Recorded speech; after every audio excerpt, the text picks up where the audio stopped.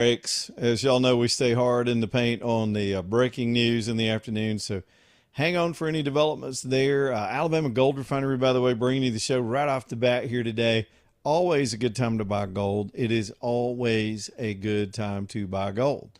Sometimes it's a real good time to sell gold when the price is up, if you're thinking from the cash side of that equation. But as far as transferring your cash wealth into gold, that's a commodity that's going to hang on to real value for as long as you hold it. History's proven it. And unlike even the stock market, which can also provide an incredible return, gold's got about a 3,000-year track record. And Steve knows so much about it. He can dig into that and show you exactly how something you could have purchased 2,000 years ago with the same amount of gold, if you can find equivalent things to today. You couldn't buy an iPhone back then.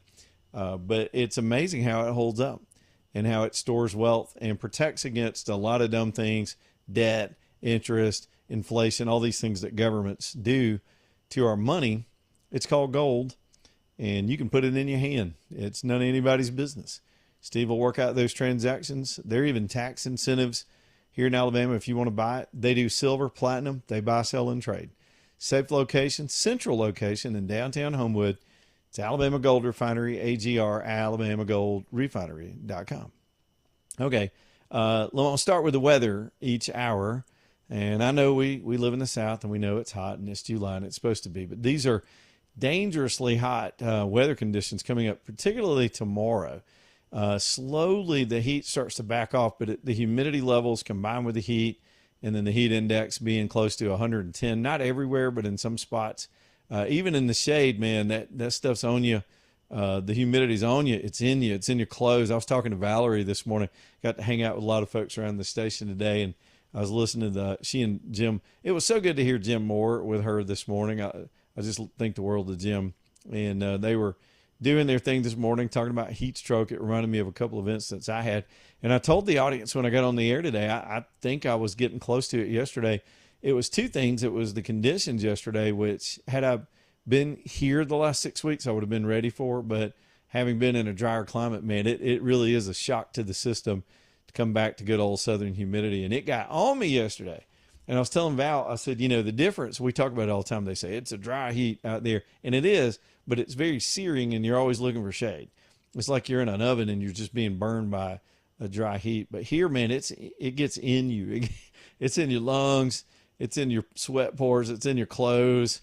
It's in your underwear. It's swamp season. It's swamp ass season right now. So here's the point. Be careful tomorrow when you're out and about. If you got to work outside, take the breaks, do the hydration. I thought I was just going to get, I did get nauseated. I thought I was going to throw up yesterday. I had to stop. But most of y'all are acclimated and try to stay that way and work through it. After this week, though, there's some promising signs in the weather that we could get sort of a cooler pattern to emerge. You have these big weather systems that float around, and we may get some drier air and be back in the 80s, which is, that's tolerable for August. So, and especially with the kids out there, I hauled one to a practice this morning. Man, they're all the band kids, the cheerleader kids, all the athletes, the football, especially those football guys, man, that was just brutal back in the day. So y'all be smart with all that stuff too. But, man, they're working so hard. I saw all that traffic this morning from all these kids at 6:30 in the morning working so hard to put on a show for us this fall. And so they're going to be out there in it for the next several weeks. And it's really hard to believe school's about to start back. So here we go with all that. But be careful. You know who I also feel sorry for? I thought about this today. A lot of times when the weather gets like this, we talk about people that work outside. I think about roofers and air conditioning people and people that work out on the highways. You ever pass one of these road crews? AJ, you ever seen these guys out there with the hot asphalt this time of the year?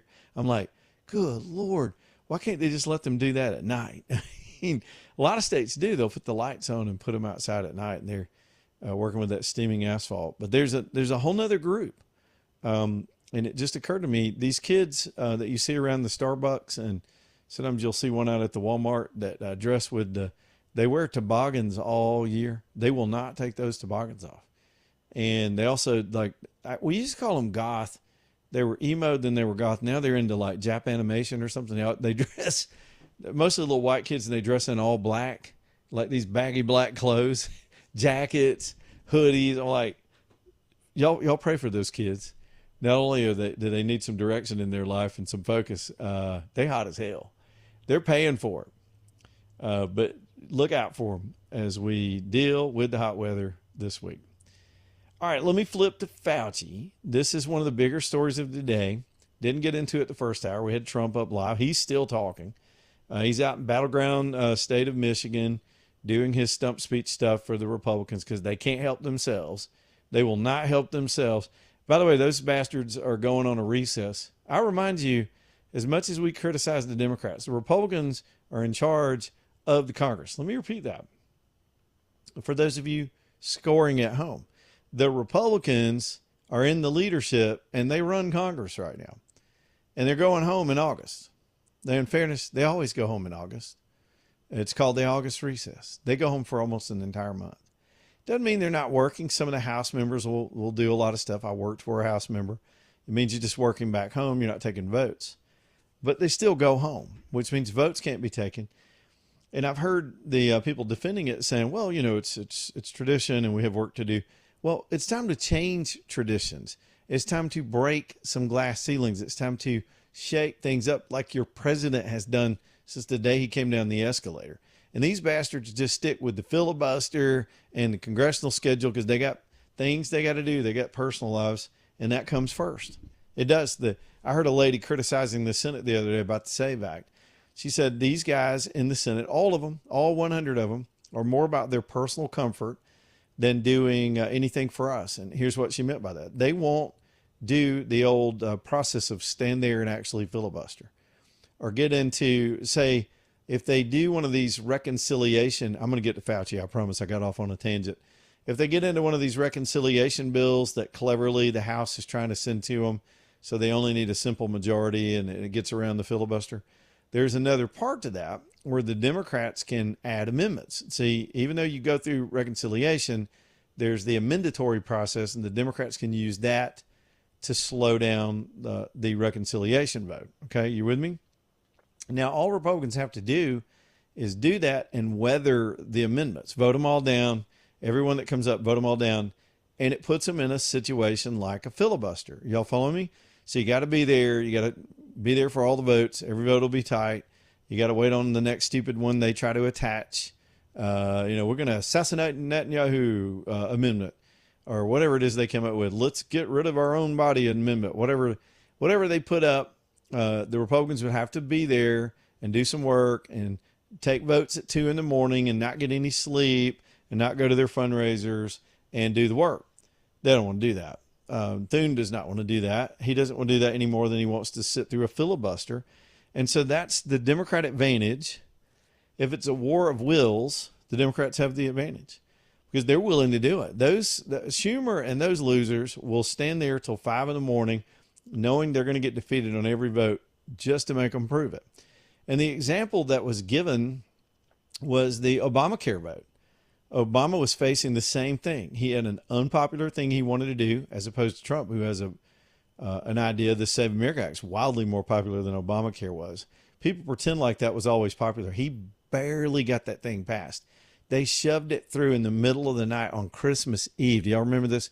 They had to bribe 2 of their own to get them across the goal line. And they did. But they, to his credit, he had more tenacity. He and the Democrats stayed at it. Republicans were in a minority. They tried to put up a fight back then. And we wound up stuck with this bad law that messed up the healthcare industry. So here we are in a testing moment, and these sons of bitches just can't stay there an extra 30 days. There are calls all over the country for them to have to stay in Washington until at least a vote is taken, up or down, get it on the floor, because we're running out of time. Functionally, it won't matter for the midterms if they pass it. And I'll suggest this to you. If they don't pass it, not only can the Democrats continue to cheat and stuff ballots and get an edge, thus risking these Republican majorities, or at least one of them, if they don't do it, it'll never come back with this much strength again. It won't. This is the moment. Everything about the SAVE Act goes out the window as Trump's administration gets later and later, and Trump is running out of time. He's the only one that's willing to press the case on the stolen 2020 election. And the Republicans are constantly wanting to move on. And I'll be honest with you, having worked around that chamber and those people in a portion of my life, they won't admit this, but deep down they know it's easier to be in the minority. Doesn't make intuitive sense to those of us that are competitive and want to win and want to get things done. There are people like some of the congressmen in our state that have been there for 30 years. They get the same paycheck if they're in the minority or if they're in the majority. They get the same little gold pin that gets them access. They get courted by the same lobbyist. They don't get on the same committees, and they lose a little bit of committee power, but who's paying attention to that? Their lifestyle is the same, and the responsibility goes way down if you're not in charge. It is easier to fundraise by hyperventilating and using a lot of hyperbole back home to your donors if you're in the minority getting your ass kicked and the country's going to hell. It's way easier to fundraise. You can run on alarm. It's all they do. Run on the problem, define the problem, scare up votes, threaten people that the Democrats might take over their seat, get reelected, and then sit on their ass. It's a whole lot easier. You don't get as much heat at the town halls when you're in the minority because you've got the built-in excuses. Well, Nancy Pelosi's in charge, and what are we supposed to do? If we just had the numbers, though. And now they have the numbers, barely, but they have the numbers. And here's what they do. They go on vacation.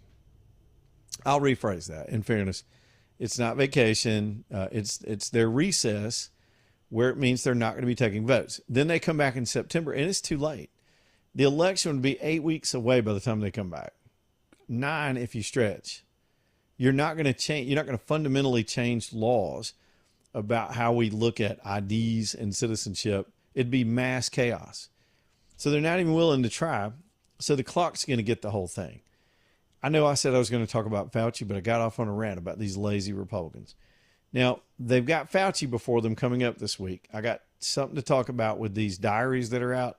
It will validate everything you knew down in your poor little heart and soul, like I did during 2020. All the propaganda, the propagandists, how they were colluding and coordinating with each other. That was one of the bigger scams among many in that time period in our country's history. It's a wonder we kept the country. It's a wonder we didn't completely fall apart. And this bastard was right in the middle of it and knew what he was doing. It's all laying out there, not getting any coverage on the very networks that gave him support. We'll talk about it on the other side. Now let's talk about your booty and how good a shape you're in or not. Let's talk about Mandu. This time I'm going to talk about the GLP-1s, right? I know a lot of people that take those drugs and have had not just weight loss, but other health parameters are better in their life because they've got that weight off and their blood pressure is better or the diabetes went away. It's true. We're hearing stories like that. There is a downside, though. The downside is if you don't keep up your muscle strength, if you're not doing some kind of resistance training, you're going to have density loss, both in your muscles and your bones. And that leads to other problems. It's kind of like a domino thing. You got to do both. Now, I'm going to speak directly. Sometimes people love the GLP-1s because it's kind of a shortcut. It makes it easier to diet. So does Mandu when it comes to resistance training because it's new technology that's not as hard as the gym. It doesn't take as long as the gym. It's not as disgusting as the modern gyms. It's personal one-on-one electronic muscle stimulation classes, 15 minutes and you're done. Your whole body's done for a couple of days. It's super intense. It is effective, and it's the nice component between the shots and the pills and the weight loss and keeping yourself healthy with strength training. It is, of course, Mandu. They're downtown Birmingham, Homewood, right there on the main drag. Up top, you got to look up. They're on one of those second floor establishments. Manduu, if you want to spell them online. Look them up and decide to get an appointment. Go see Paul. Let him let you try it for free. It's weird. It's different. But you just might find it's the thing you've needed to really keep yourself looking good and feeling good. Manduu.com, Manduu, Manduu.com.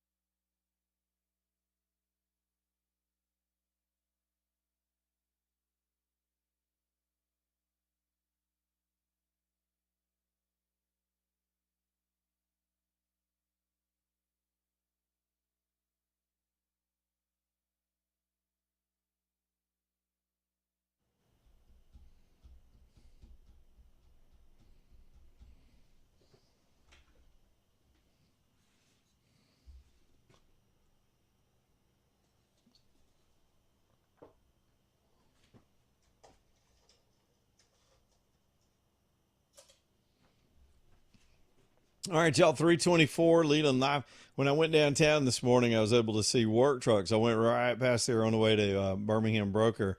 And I always take a look, sort of take a quick inventory of what they've got on the lot. I need to just pop in there next time I'm downtown. But I don't think they could fit another truck on that lot.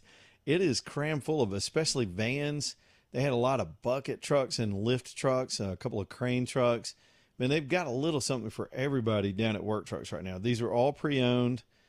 These are ready for work. If you're out there getting it done, painting, electrical, plumbing, florists. I mean, they've got so many configurations with some of these vans that are previously configured and already outfitted for what you do for a living. And then, of course, the specialty things. I don't even know what you do with them, but I see them over there, and I think somebody's going to get some work done with those. Low miles, 135 quality points, 25. They'd probably throw in another 10 quality points because they find anything that's not right, the truck's not going to make it. And that's a nice program because they've gone to a lot of trouble to identify these, procure them, get them to Birmingham, vet them, and present them to you to save you time and money in your business instead of you trying to be your own fleet manager. They can keep you moving at Work Trucks. TRUX, again, financing, extended warranties, all that stuff. TRUX, worktrucksllc.com, worktrucksllc.com. All right, Hunter's over here on line one. I'll hold off on my Fauci rant for a minute, get some calls in here. Hunter, what's on your mind tonight? Yeah, about the Iran war, and thanks for taking my call, by the way, but about the Iran war, I just think the whole thing coming from this administration has been a cluster mess. I mean, at first it was supposed to be 2 weeks, 4 weeks. Then they said they got rid of the nuclear weapon threat. Now we're back into square one. So on that point, it was a huge mistake to even get involved with that, especially coming up on the midterms. That's just going to wreck any sort of conservative chance in the midterms. My second point is the main reason why I think most people elected Trump was to stop the absolute flood of migrants coming into this country from the Biden administration. That was, I think, the breaking point. I mean, I think the economy, coming up from COVID had something to do with it, but the absolute flood, 10 million third worlders coming in here, was the main reason we elected Trump. And he's delivered on some of those promises, but he really missed an opportunity when I think the Minnesota issue with ICE, and he kind of retreated from that. All right, Hunter, let me take your second one first. I'll give you some updates on it. Do you know the numbers that are being deported right now? Oh, it's they're well over 100,000. But again, we've had no. I mean, the daily. Here's the deal. They have ramped up the numbers right now. The estimate is 5,000 a day are being sent out on flights, and we've got zero in migration. So we're having a net loss of the presence. For a good portion of that, if you remember, tactically, the Democrats did a government shutdown and froze Homeland Security, which slowed those operations. They're also throwing themselves in front of gunfire to try to create PR crisis and forcing the Trump team to adjust. But the numbers are going up. The deportations are happening. It was always going to be something difficult to do, and it was always going to be resisted. But that portion, I think they're doing, because it's growing, and they're doing as much as can be done right now with the power the president has. And of course, you remember the Republicans have not done a whole lot to help Trump in this area. He's having to do a lot of stuff by executive order and management. So we can agree that, yes, that is 100% mandate, and it's why he ran in 16. But that effort, I'm pleased with them continuing in that effort despite incredible headwinds, and it's happening. These people are self-deporting. The self-deportation numbers are actually surprising me. We had a report last week that about 80% of the Haitians that they actually came in under protected status under the Biden administration. That was removed. They didn't have to be deported. 80% of them left at least Springfield, Ohio. They're gone because the heat's on, and for every one or two that are deported, there are several that are just going home. They don't want to fool with it. So the net numbers are good, and since we don't have in-migration, I think we're heading in the right direction.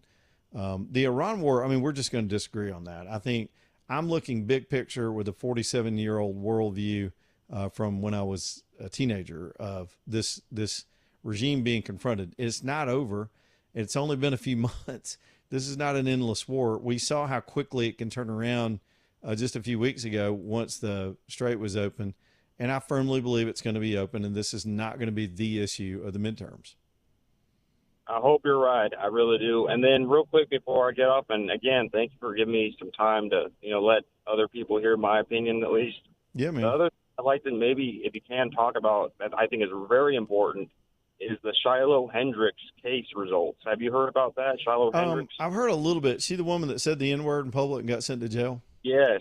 This is a Yep. huge, huge risk to our First Amendment rights because once you know what leftists do, once they start chipping away at anything in regards to the Constitution or our constitutional rights, Yeah, no it's like a doubt. domino Hey, effect. just look at the United Kingdom. We're next. All right, Exactly. bottom of the hour. We'll talk about it later. Back in a minute. Stay tuned.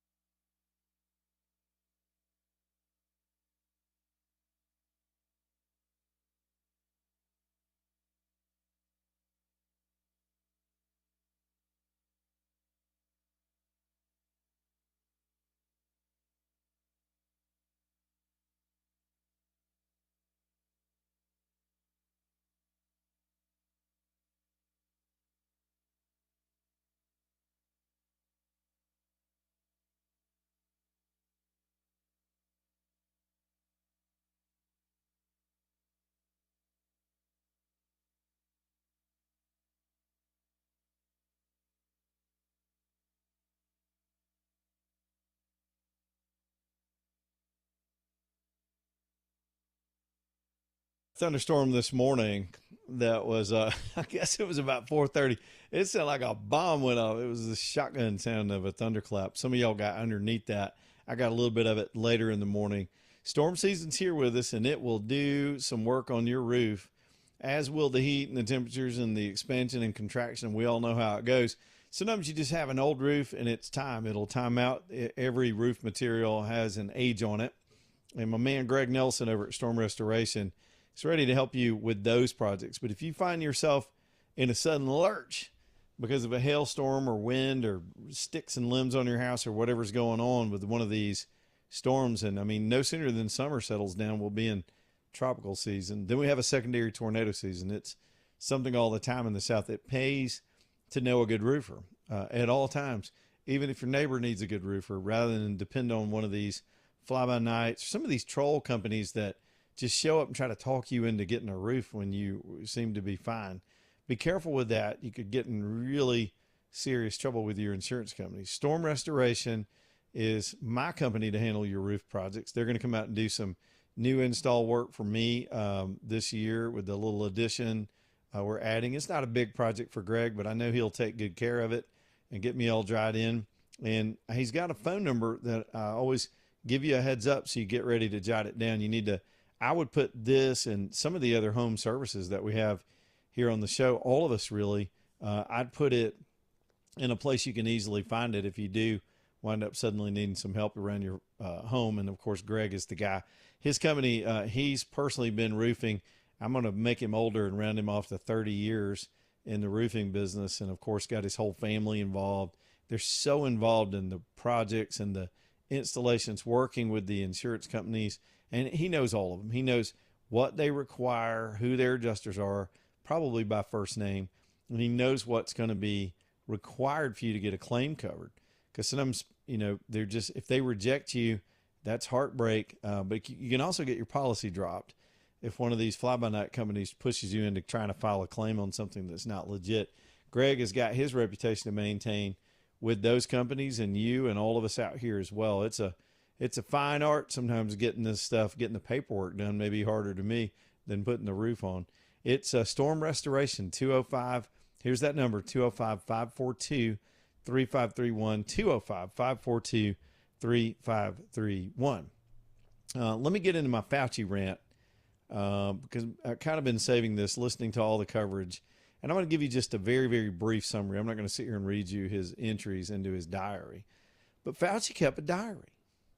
Now, we've known the whole time this guy was an egomaniac, and you could see it on his face as nobody knew who the hell he was in late 2019 outside really the AIDS community, because he had a reputation for during the AIDS crisis.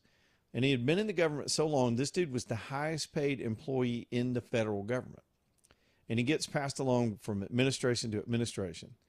And I would tell you that the government's full of people like this. They're Fauci's all in the government, insulated from reproach. This guy was in command, and his biggest power, some of you think, well, he must be a powerfully known scientist. No, his biggest power was wielding money that was sent to our health services in all his departments, the grants, the research funding. He had control of that for decades. And you've got universities, other countries, research labs all over the world that were dependent on the National Institutes of Health and all of the other ancillary operations that Fauci had control of. They were dependent on a thumbs up or thumbs down from them for their very existence. This is how you get bad science, bad drugs. It's how we got climate change. It's the same model. You create a crisis, demand Congress fund it, and then you get to play Santa Claus and hand the money out. And so when it comes to health care, we naively, before 2020, as a public, just thought all these guys at the CDC and the NIH were a bunch of white coat lab nerds that just were looking out for us, didn't care about politics or fame or any of these things. They were just a bunch of sincere scientists, blind to all of the stuff we argue about every day, focused on those little germs under the microscope. Hell no. It's a business. There are politics involved. There's money involved, livelihoods involved, kickbacks involved. It's nasty. And it all got exposed when Fauci became a national celebrity. And boy, did he. So today, the diary that he kept about himself, it reminds me of James Comey. Remember when James Comey kept his own diary, notes to himself, "Dear diary, feeling sad today, 8647." These egomaniacs really spin out of control. It's why not only we talk a lot about term limits for politicians, man, we need term limits in the bureaucracy. This notion that sort of institutional knowledge and experience pays off in government, it's kind of the opposite. It does in industry because you got to prove your worth every day. There's competition every day because government doesn't compete with anybody, especially the federal government. It has total control of this funding once Congress does what it does. And so these people get ensconced, and they're like the marble statues in Statuary Hall. They're there forever. Some of the Congress people and all do the same thing. They feed off each other. And now with this Fauci story, what we drag into it is the mainstream media. They're part of this. Let me see if I can break it down. So Fauci is writing notes to himself, no doubt because he thinks he's a man of posterity and one day will write a bio about himself, make millions of dollars about how heroic he is, and he needs to keep notes. Or maybe he's been doing this since he was 8 years old and he's some kind of weirdo. Who knows? But it's a little Fauci. And so the diary's out. And in the diary, he admits everything we knew about this stuff. At one point, he writes that it's no more serious than a flu. He admits that the masking was just completely made up. Now, we've already heard that, but it never gets amplification. You walked around with a mask on. So did I in certain places, begrudgingly. And like, yeah, I had a combo number 3. You're sitting in your own damn car, ordering through a drive-through, talking through a mask. You can't breathe. You're all that bacteria. Paper masks were never designed for that. That's not what they do. The surgeons use them so they don't sneeze in some kind of open patient wound. It's not a disease preventer. And only foolish people who don't understand microbiology, even the most elemental things about it, were addicted to wearing these things as a measure of compliance. Some people need to feel loved. They need to belong, and they'll put those damn things on and walk around with 3 of them. Big time members in our government. Remember when Lloyd Austin walked around with like 9 of them and a face shield? He looked like Darth Vader walking around the Pentagon. People are just stupid. And Fauci put it out there. And what made it worse was the complicit media fanned it, shamed anybody that was against it, and it was the most Orwellian time in this country's history when compliance was everything. Disobedience made you an enemy of the state and the mainstream media and social media, because if you remember, we didn't even have X. We had Facebook and Instagram and all those platforms banning people and blocking people out. So Fauci could say anything he wanted. He was beyond reproach. Who's going to hold him accountable? Jake Tapper from CNN? It turns out, hell no. He's writing in his diary about going out to dinner with Jake Tapper and his wife. What charming people. These guys were colluding and plotting. And here's the thing, though. Let me give you this. I don't even think they thought they were doing anything wrong. I really don't, except Fauci. Fauci knew where that damn gain of function came from. And that was the cover-up. So he engaged in not only collecting a bunch of scientists and excluding the ones that were skeptics of his theories. He boxed them out, started sending out fire alarm memos. He coordinated with the Chinese, the WHO, and then he started working the media. And so he's hanging out with Jake Tapper, exchanging emails with all these schmucks. Tapper's telling him things like, wow, I hope the interview isn't too hard on you. We appreciate what you're doing. We've got all this. We've got all these quotes. At one point, Fauci's so enamored with his popularity and he brags that his comments caused the stock market to drop 3,000 points. And then there's the Jake Tapper. Remember him when Fox is rolling a video of him right now when he and that Chris Como talking about working out at home and broadcasting from home. We were having to do all this stuff, and most of us the whole time we had to do it. I had to broadcast from home for a year. We're sitting there going, this is completely stupid. Your kids are sitting around on a playground taking a mask down and then eating a bite of food and put the mask back on. How stupid. And all of it was a lot of false alarm and misinformation. And the misinformation was coming from the media guys that just fall in line and don't do basic, cynical, skeptical reporting of what their government has been doing. So it's all in there. And he goes before Congress this week. Now let me pivot You can go read all the comments yourself. It reinforces everything you thought about this evil human being. And I can't come up with enough hyperbole to discuss how bad of a figure he is in world history. I mean, he is up there with Goebbels and Mengele and some, obviously the Germans, some of the Soviets, and the things they did to manipulate people and harm people in the name of their own power. That's all Fauci did. So again, he was deified by Hollywood, restaurants. Don't even get me started. Corporate America. What an idiot. What a liar. What a scam artist. And he is directly responsible through his funding mechanism of the deaths of millions of people for a number of reasons, but y'all know this. So the diary's out there. I think it was Rand Paul's office that put it out, because Paul famously has been one-on-one against Fauci many times before Congress. So Fauci goes to Congress, and now we know, based on the diary entries and everything else that's on the public record, he completely perjured himself in front of the United States Congress during the event and post-event when the Republicans finally got the ability to question him. Remember, the Democrats were in charge early on. Trump was naive enough in his first term to follow Fauci for the longest, all the way to the end, until he realized how foolish that was. He and the scarf lady just completely and by the way, while Fauci's writing about how incompetent he thinks Trump is, he's manipulating the president, the media, everybody at the same time to cover his own ass. So he goes down in history. In my world, he is indicted and he is hung in the public square in Washington, and he stays there for 2 weeks, and we parade everybody that's gotten an NIH grant past his corpse to let them know we mean business. I'm serious about that. This guy's evil. The consequences of his arrogance is death on the people of my country, and really worldwide, because other worldwide leaders were following this stupid fool. And so, and then these sycophants that assisted him in the media for their own political agendas. There's never been a more dishonest time in this country's history than the fraudulent election, the BLM movement, and the COVID. And all of that was about power. All of that was about getting rid of the orange man. So here this son of a bitch goes back for the oversight committee this week. He's not beyond the reach of the oversight committee, even though somebody with an auto pen gave him a pardon. And that's the sticking point. Will there ever be repercussions, legal repercussions, for the death that are at the hands of this arrogant prick? Probably not. I've heard suggestions and I've read suggestions all day. Well, they could charge him in a state. It's difficult. These are kind of federal issues. Maybe a creative AG could do it, because states would not be subject to Biden's fake pardon. By the way, Biden didn't sign that. Biden couldn't even walk in through a door on his own.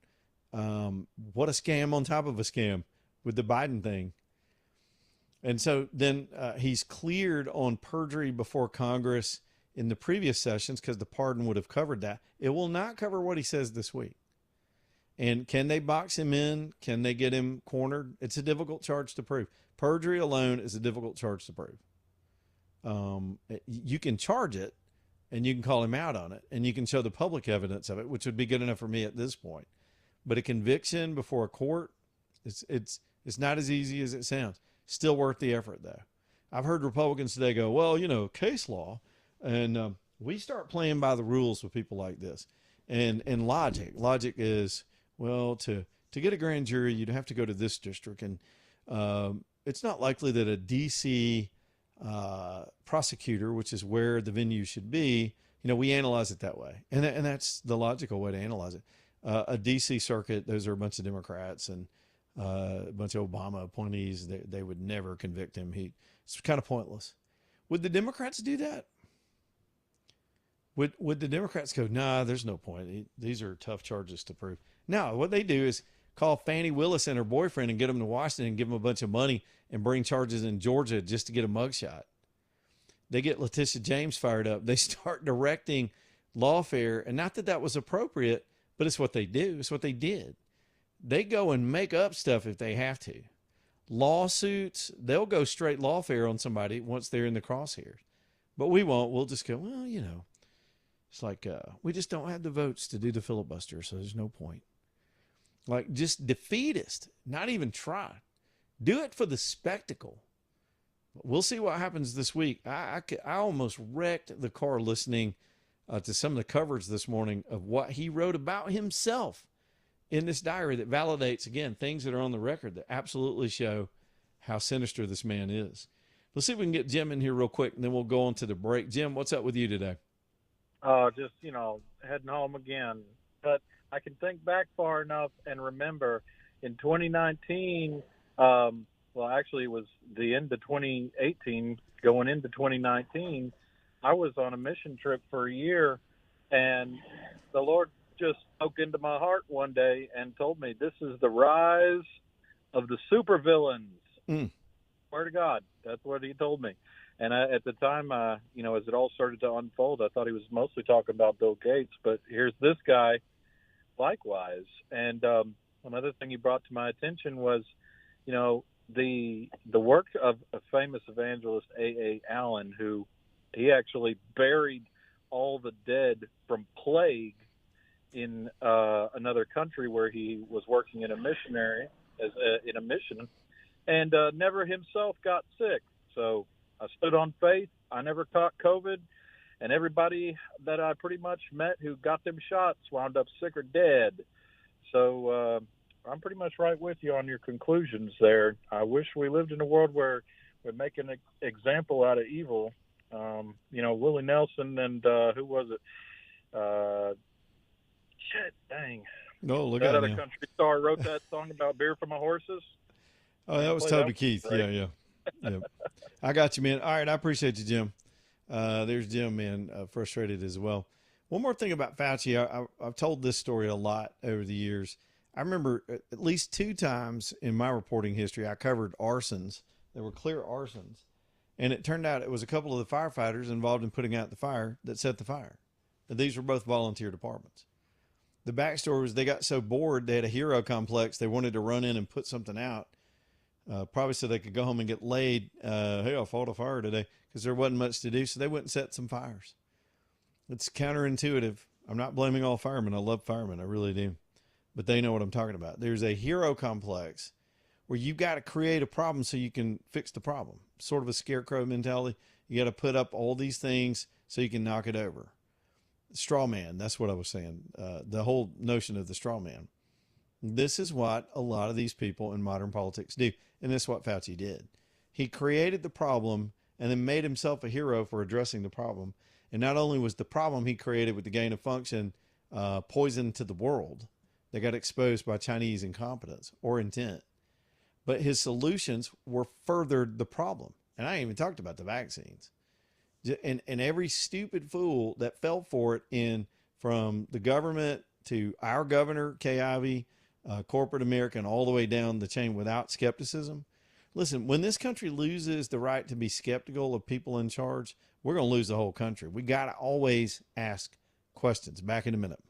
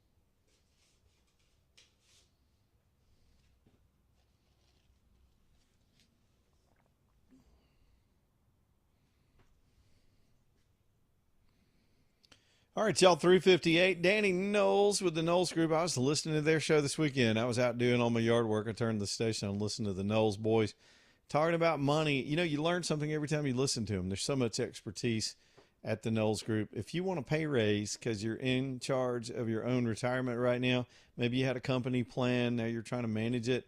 One, you know you need expert advice, but we've had plenty of listeners that say, yeah, I converted to Danny and his team, and they got me a better return. See if it makes sense for you.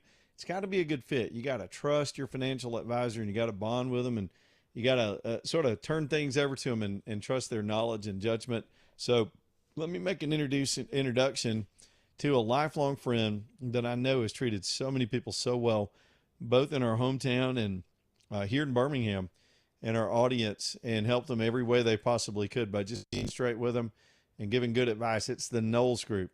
Whether you're starting over or starting out or managing your funds on the retirement end, those Knowles boys know what they're doing. Go meet them. They're at theknowlesgroup.com, N-O-L-E-S, theknowlesgroup.com. Quick break, 4 o'clock. Back in a minute. Y'all stay tuned.